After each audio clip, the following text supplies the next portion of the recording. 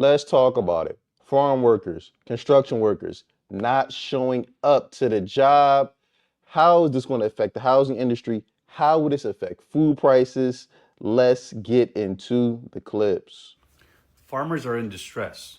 It's happening now on Spanish TikTok.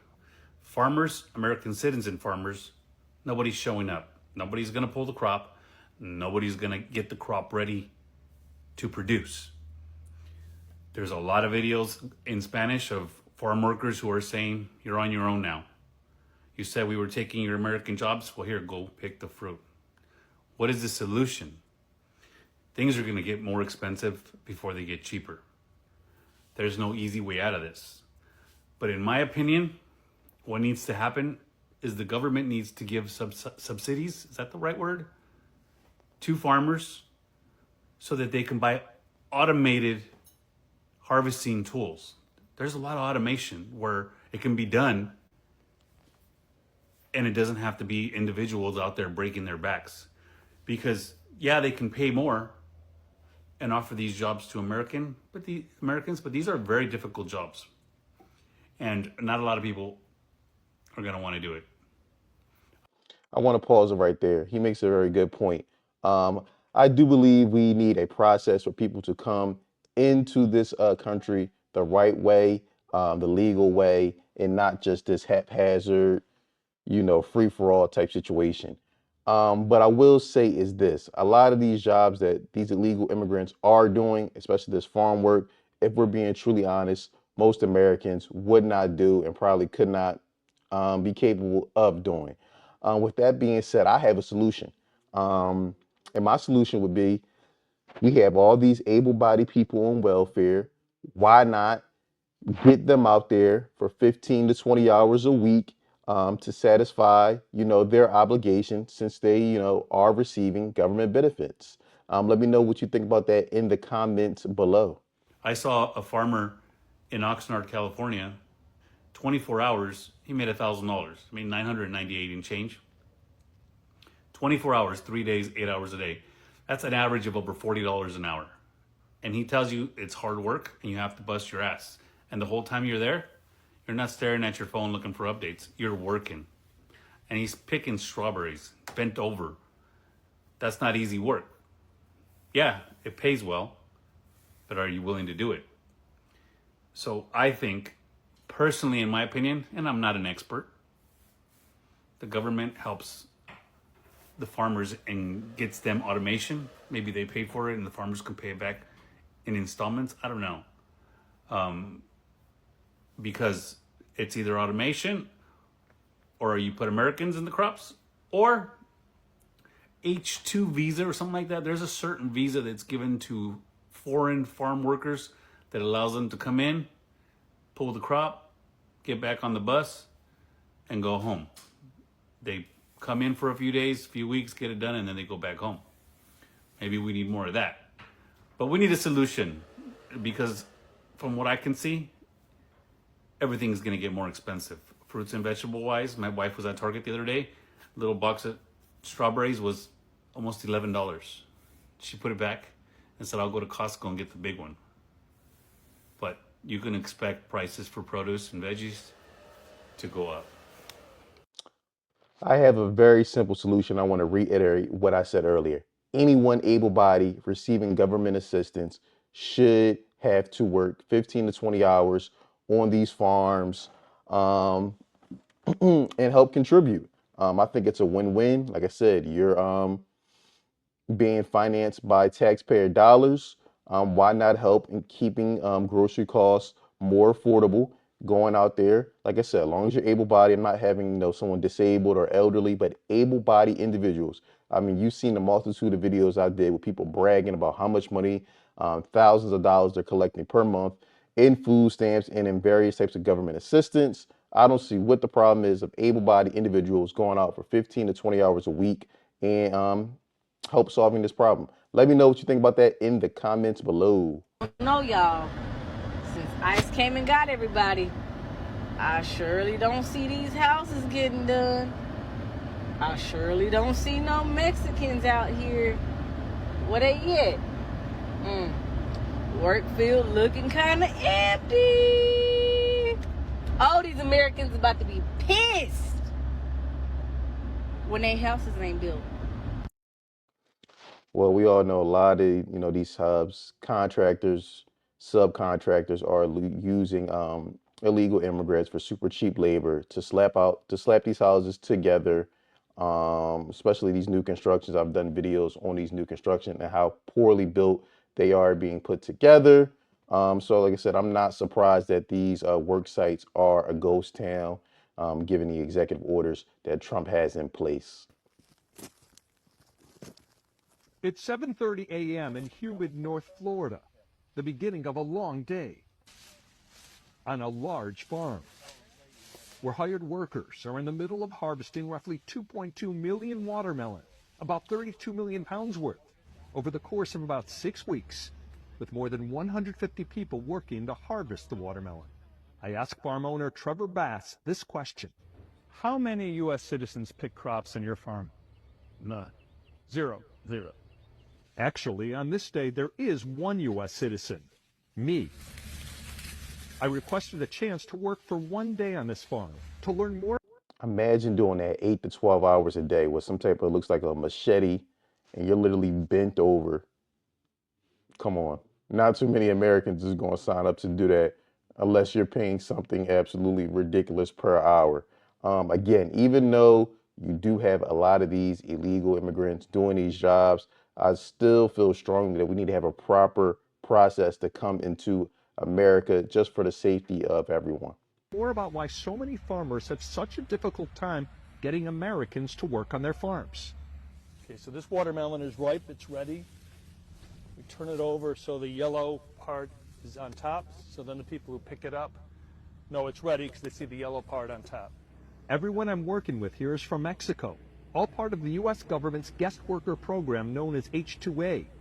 American farmers can hire foreign nationals under the H-2A program as long as they follow strict provisions, which include only hiring them after trying to employ Americans first, which this farm owner did, and got no takers.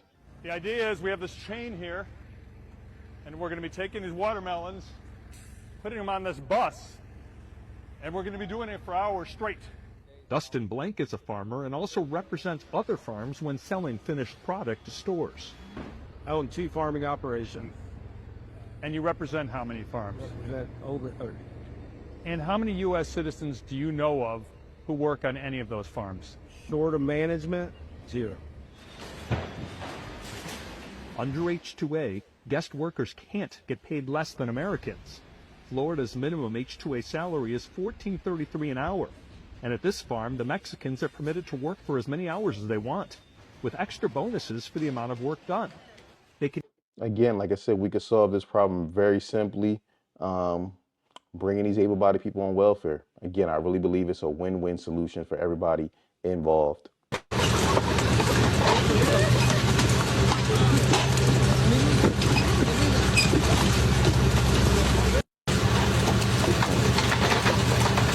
many American people are signing up for welfare? Let me know in the comments below. Taking our jobs. No way, they're gonna be deported anyway, so it's all good. We're gonna have our jobs back. Working on a plantation? Nah, I want to be in the tech industry. We need those jobs. Yeah, sorry, they weren't really taking those jobs. They're taking more of like the field jobs and construction jobs. You know, a lot of the building. Yeah, I don't know. I don't really like being outside. The sun's too hot. We don't want those jobs though. Dang, so who's gonna work all the field jobs now? I don't know, not us. It's kind of too hot to be out there, you know? I mean, that's not the type of job I want to do. Dang, so all these prices are going to go up, all these new taxes on stuff like that, because y'all don't want to work the jobs that y'all said people were taking. You see, I never said I wanted those kind of jobs. I thought they were taking more of, like, the industry jobs. No. They were actually very grateful just to be here, just to be able to make some sort of money, to be able to feed their families. It's okay, the government's going to take care of me. Oh, yeah, the billionaires, the people who do not care about the poor. Dang, who's going to tell them? Now, I have a question. How much would how much would someone have to pay you to pick watermelon, corn on a farm? $20 an hour, 30, 40, 50, 100, 200? Let me know in the comments below what that number would be. taking our jobs. Well, how do you think they're able to do that? They are taking the jobs that you see yourself having as an American citizen because business owners who know they are in this country illegal are hiring them at practically nothing, $3, $4, $5 an hour, and paying them under the table. They're exploiting these people to increase the profit margin of their business. The enemy isn't the immigrant who's come here to make a life for themselves and escape persecution. The enemy is the business owner who is choosing to exploit these people because they don't want to follow the laws and pay people fairly. Um, like I said, she may have a point here, but in the previous clips we've seen, these farmers have tried to hire American workers, but they don't want to do that type of work. So, I mean, what are they left to do? So, I mean, it's kind of a conundrum there. Trump's threats of deportation of undocumented immigrants is reverberating through the South Florida economy. Tonight, I had a writer who is a general contractor, and he and I were talking, and he was saying that his subcontractors that do roofing are now not able to get workers to complete the projects that they had submitted bids and he accepted bids for to put new roofs on new houses. And they can't get workers. And he's saying other contractor friends are having the same problem. I'm seeing it on the news. I'm seeing it on social media. I'm seeing it throughout here. So contractors that are attempting to build houses, I'm sure commercial properties and others, are having their undocumented workers not show up. Okay, I've already seen this through farms through Florida. I've seen it through farms through California. I also have had followers in Texas and in Wisconsin say that they're not showing up for the dairy farms, for the cattle ranches, for other places. Workers are not showing up. This will start reverberating through the economy through higher prices and slowdowns. Not to mention the potential impact of the tariffs that Donald Trump has indicated that he may impose starting February 1 on Canada and Mexico, 25% and another 10% on China. But this is impacting the economy here. It will reverberate more through the economy. It did 2 years ago when Governor DeSantis passed his anti-immigration bill here and had many undocumented people leave Florida. It's going to hurt, and we're all going to feel it. Let me know how you feel in the comments below. Do you believe illegal immigrants are here and they're taking jobs from actual Americans? Or is it a case where these illegal immigrants are actually doing jobs that Americans believe that they are too above? They believe they're too good for them. Let me know your feelings in the comment section below. We're not even a week into Donald Trump's presidency, and we're already seeing videos come out of the Inland Empire area of California. So Southeast California grows the majority of the crops that we use in this country that are grown in the U.S. Think lettuce, strawberries, fruits, grapes, bunch of stuff come out of that area. And all the way up through Bakersfield, we're seeing places that have already seen ICE raids even before the inauguration.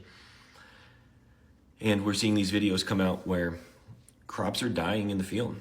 There's crops that should be getting harvested aren't because the workers have left, or the workers are hiding because of immigration raids.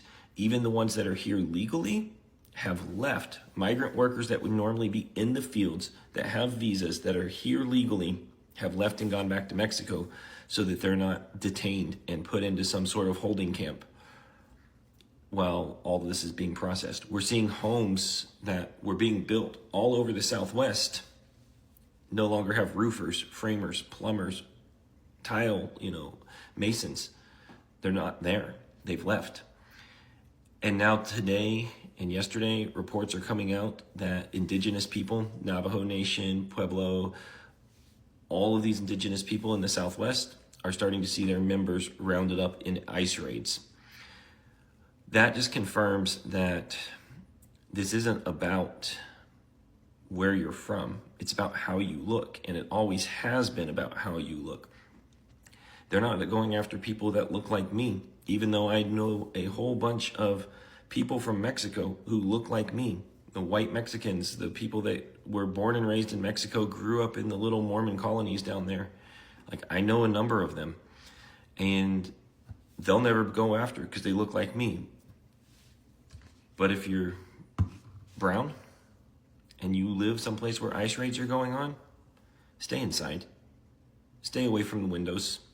Don't go out unless you absolutely have to. And if you're here legally, I'm sorry this is going on. If you're here undocumented, I'm sorry that this is going on. I'm sorry that you were here to make a better life for yourself. And hate and bigotry and racism is making your life harder than it was wherever you came from. Let's pause it right there.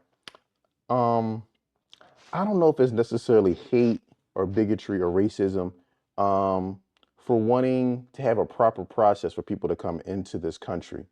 To me, it just makes common sense. Why would you want any and everybody to be able to come into a country with no type of process, with no type of order? You could have criminals, you could have rapists. You don't know who's coming in if there's not some type of process in order. Again, like I said, no problem with people wanting to come over to America, but we should have some type of proper process. Now, as far as the effects that this is going to have on potential farming industry and construction industry, again, like I said, I propose, especially with the farming, we have people on government assistance because we see them on TikTok. I show you multiple videos that I'm bragging about how much government assistance they receive. They should be mandated if they want to keep their benefits to have to work 15 to 20 hours, able-bodied individuals. And I believe, like I said, that would solve, at least temporarily solve the issue. Let me know what you think in the comments below. Is that a viable solution or am I off my rocker? Do you believe that these illegal immigrants are coming here and stealing American jobs, or are they doing the dirty work that Americans do not want to do? Let me know in the comments below how you feel. I look forward to discussing this matter with you in the comment section. Don't forget to like, subscribe, and share.